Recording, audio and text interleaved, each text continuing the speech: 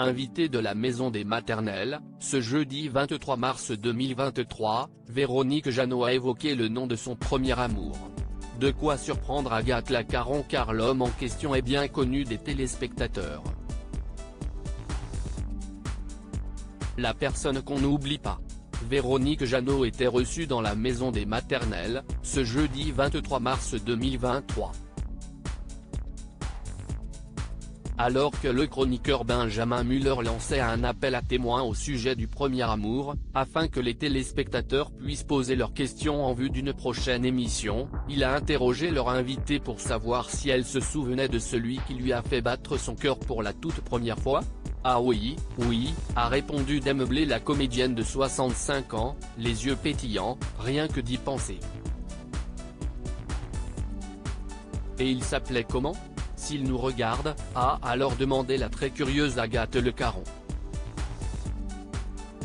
Oh là là, ça me fait quelque chose.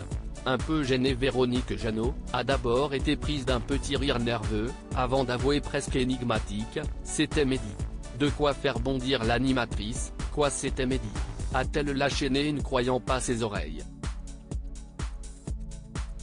Un peu surprise par la réaction autour de la table, la chroniqueuse Yasmine Ouhi, qui n'identifiait visiblement pas qui pouvait se cacher derrière ce prénom, a osé questionner, mais on connaît Mehdi ? L'actrice a alors expliqué qu'il s'agissait en réalité du Mehdi El Glaoui, avec qui elle partageait l'affiche de la série Le Jeune Fabre, qu'il a fait connaître dans les années 70. L'animatrice a eu visiblement bien du mal à se remettre d'une telle annonce. Oh là là, ça me fait quelque chose.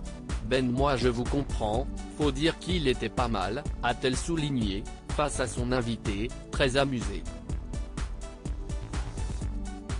Véronique Jeannot, très proche de ses ex-compagnons Véronique Jeannot et Mehdi El Glaoui, n'auront finalement vécu qu'une idylle de jeunesse, mais les deux acteurs sont tout de même restés en bons termes.